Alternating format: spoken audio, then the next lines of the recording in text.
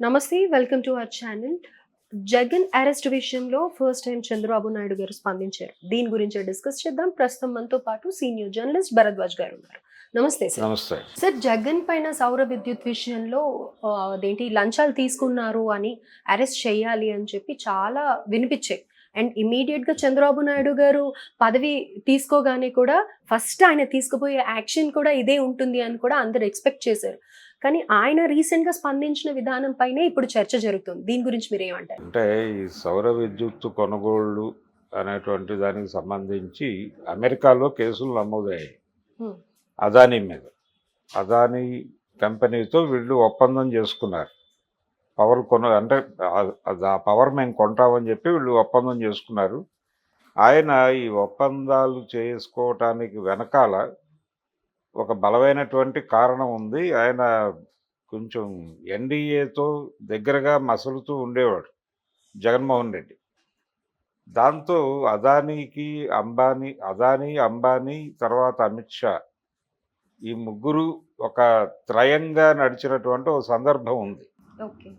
కాబట్టి ఆ ఇన్ఫ్లుయెన్స్లో నుంచి ఆయన అదానీకి ఈ కొనుగోళ్లు చేస్తానని చెప్పాడు. నిజానికి అది చాలా పెద్ద మొత్తం, ఎక్కువ డబ్బులు పెట్టి కొనుగోలు చేయటం. హ్మ్. దానికి అంగీకరించాడు ఈయన. దానివలన రాష్ట్ర ప్రయోజనాలకి నష్టం జరుగుతుంది. అయినప్పటికీ ఒప్పుకున్నాడు. ఒప్పుకున్నందుకు గాను ఈయనకి కొంత ముడుపులు చెల్లించాను అనేది అతను చెప్పాడు, హ్మ్. అదాని. అయితే అది కన్ఫెస్ అవుతూ ఆయన ఎక్కడ స్టేట్మెంట్ ఇవ్వాల. ఓకే. అయితే ఏం జరిగింది, ఆయన మీద వచ్చినటువంటి ఆరోపణల్లో అది కూడా ఉంది. ఆయన ప్రభుత్వాలకి డబ్బులు ఇచ్చాడు అని. ఈ డబ్బులు ఇచ్చారు అనేది 1750 కోట్లు అని చెప్తున్నారు. హ్మ్. ఇది నేరుగా అప్పటి ప్రభుత్వ పెద్దకే ఇచ్చారు అని చెప్తున్నారు. అంటే జగన్మోహన్ రెడ్డికే నేరుగా ఇచ్చారు అనేది. హ్మ్. దీని మీద ఆ మధ్య షర్మిల గారు మాట్లాడుతూ అమెరికాలో కూడా నేరాలు చేసావా అన్నా అని మాట్లాడింది ఆవిడ అమాయకంగా. అంటే ఎప్పుడైతే బిజినెస్ గ్లోబల్ అయిందో ఆటోమేటిక్గా నేరాలు కూడా గ్లోబల్ లెవెల్లోనే జరుగుతాయి. ఓకే. ఇది తెలియక మాట్లాడినటువంటి మాట. అమెరికాలో నేరం చేశాడు అనేది. అమెరికాలో నేరం చేశాడని కాదు. ఓకే. ఆ కంపెనీ అమెరికాలో కూడా ఉంది, దాని తాలూకా యాక్టివిటీస్ ఉన్నాయి అక్కడ. ఆ కంపెనీకి సంబంధించిన పర్స్పెక్టివ్స్ ఇవన్నీ చెబుతూ వాళ్ళ నివేదికల్లో మేము బలానా చోట్ల మా ఆపరేషన్స్ ఉన్నాయని చెప్పుకుంటారు. ఆ చెప్పుకున్నటువంటి క్రమంలో ఆంధ్రాలో కూడా మా యాక్టివిటీ ఉంది అని చెప్పుకుంటూ ఆ ప్రభుత్వంతో ఈ ఒప్పందాలు ఉన్నాయి మాకు అని చెప్పారు. అయితే ఆ ఒప్పందాలు ఈ ప్రాతిపదికన జరిగినాయి అనేది ఎస్టాబ్లిష్ చేశారు. చేసి ఇక్కడ 1750 కోట్లు ఈయనకు లంచం ఇచ్చి చేశారు అనేది ఎస్టాబ్లిష్ అయింది. అది అయితే ఆ కేసులో ఇమ్మీడియట్గా ఈయన అరెస్ట్ చేయాలి జగన్మోహన్ రెడ్డిని అని తెలుగుదేశం వైపు నుంచి కొంతమంది డిమాండ్లు చేశారు. డిమాండ్లు చేసినంత మాత్రాన్ని అరెస్టులు చేయటం అనేది కరెక్టా అనేది ఒక అభిప్రాయం చంద్రబాబు నాయుడుకి ఉంది అనేది నిన్న మాట్లాడాడు ఆయన. ఇది సీరియస్గా ఎక్కడి నుంచి రావాలో అక్కడి నుంచి గనక నేరం నిరూపితమైంది అనో లేకపోతే ఏదో అక్కడి నుంచి డెసిషన్ వచ్చిన తర్వాత మనం అరెస్ట్ చేయటం వేరు, కానీ మనం ముందే చొరవ చేయటం ఒకటి. రెండోది, ఆ ఒప్పందాలు రద్దు చేసుకోవాల్సి ఉంటుంది. ఒప్పందాలు రద్దు చేసుకోవాలంటే ఈయన పెనాల్టీ పే చేయాలి గవర్నమెంట్ వైపు నుంచి. ఆ అగ్రిమెంట్లో అలా ఉంది. అది అలాంటి అగ్రిమెంట్ మీద ఆయన సంతకం పెట్టాడు. ఆ అగ్రిమెంట్ క్యాన్సిల్ చేయడానికి ఒక ప్రోగ్రామ్ ఉంటుంది, ఒక ప్రొసీజర్ ఉంటుంది. ఆ ప్రొసీజర్ ఫాలో అయ్యి ఆ అగ్రిమెంట్లు క్యాన్సిల్ అయిన తర్వాత మాత్రమే ఏదైనా నిర్ణయం తీసుకోగలరు వీళ్ళు. ఈ ఒప్పందాలు అమలులో ఉండగా అరెస్టులు చేయటం ఇలాంటివి కొంత ఇబ్బందికరం. అందుకని డిలే చేస్తున్నాడు, అదొకటి. రెండోది, ప్రాపర్ డెసిషన్ కోర్టు నుంచి వస్తే బాగుంటుంది అనుకుంటున్నాడు ఆయన. కోర్టు నుంచి నిర్ణయం వచ్చాక అరెస్ట్ చేయాలి తప్ప పేపర్లోనో ఎక్కడో చదివేసి లేకపోతే ఏదో సమాచారం ఉంది కాబట్టి అరెస్ట్ చేయటం అనేది అది చేయటం కుదరదు.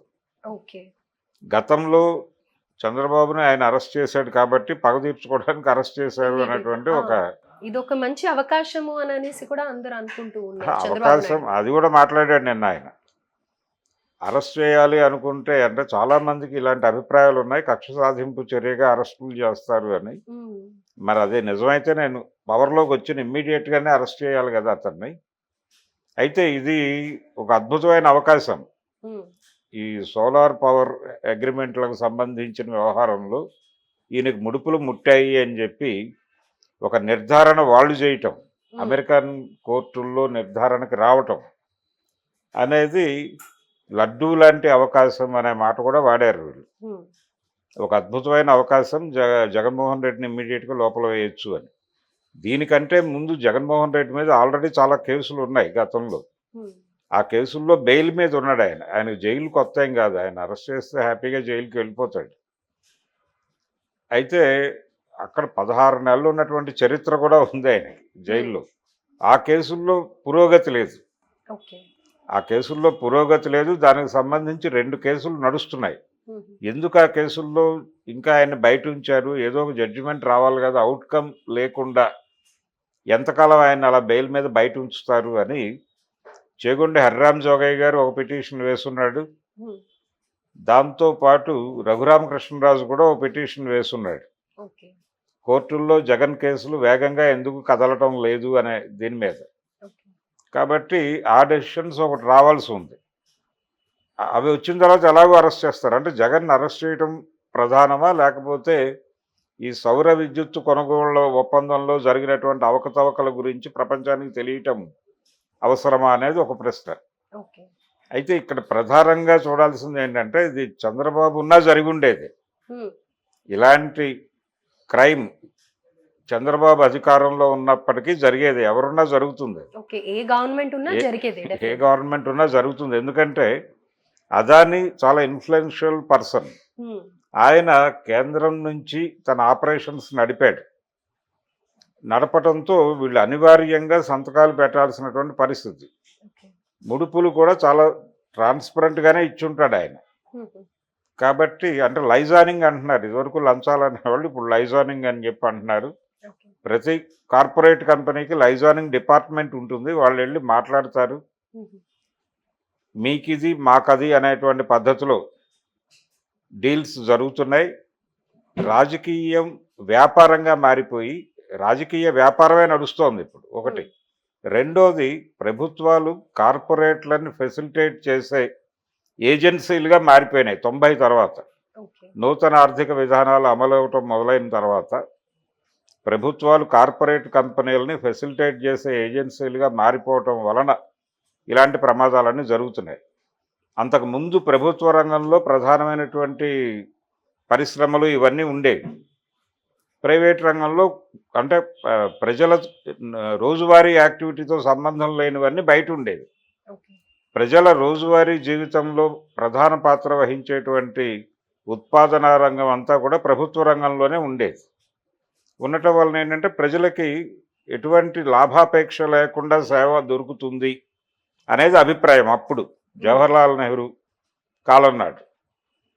అది మారిపోయింది. ఎప్పుడైతే మార్కెట్ ఎకానమీలోకి దేశం ప్రవేశించిందో పివి నరసింహారావు గారు అలాగే మన్మోహన్ సింగ్ నాయకత్వంలో ఇలాంటి డీల్స్ చాలా జరిగినాయి. అంటే ప్రతి దానిలోనూ ఒక తప్పు పట్టుకోవచ్చు. ఇప్పుడు వైఎస్ రాజశేఖర రెడ్డి గారి పరిపాలనలో జరిగినటువంటి డీల్స్ అన్నీ వాళ్ళు ఇచ్చినటువంటి కాంట్రాక్టులు మొదటిసారిగా మొబిలైజేషన్ అడ్వాన్స్ అనే పేరుతో కాంట్రాక్ట్ ఇచ్చి అడ్వాన్స్ కూడా ఇవ్వటం మొదలుపెట్టింది గవర్నమెంట్. ఈ మొబిలైజేషన్ అడ్వాన్స్ కాంట్రాక్టర్కి చేరిన తర్వాత అది ఇంకో రూపంలో మళ్ళీ వీళ్ళకై చేరేది. ఓకే. అట్లా పోగు చేసినటువంటి డబ్బులతోనే జగన్మోహన్ రెడ్డి సాక్షి ఇవన్నీ ఎస్టాబ్లిష్ చేశాడు అనేది ఆరోపణ. కాబట్టి ఆయన చాలా ప్రాపర్టీసు దీనిలో ఉన్నాయి, ప్రస్తుతం అటాచ్మెంట్లో ఉన్నాయి. ఓకే. ఈ అటాచ్మెంట్లో ఉన్నటువంటి ప్రాపర్టీస్కి సంబంధించిన నిర్ణయాలు నేను తీసుకోలేను అని అనబట్టి షర్మిల గారితో ఆ వివాదం నడుస్తోంది. ఓకే. ఆస్తుల పంపిణీకి సంబంధించి ఇన్ని గొడవలు ఉన్నాయి అక్కడ. అందుకని ఇది ఏ ప్రభుత్వం ఉన్నా చేసేదే. తెలుగుదేశం పార్టీ నిర్ణయాల మీద ఖచ్చితంగా కార్పొరేట్ల ప్రభావం ఉంటుంది. ఉహు. ఇది లేకుండా చేయటం అనేది కుదిరే పని కాదు. వరల్డ్ బ్యాంక్ కనుసన్నల్లో ప్రపంచం నడుస్తోంది. అందుకని చట్టాల్లో కూడా ఈ మార్పులు తీసుకొచ్చేటువంటి ప్రయత్నం జరుగుతోంది ఇప్పుడు. అంటే మారిన ప్రపంచంలో మారని చట్టాలు అనే అవి కొంత ఇబ్బంది పెడుతున్నాయి.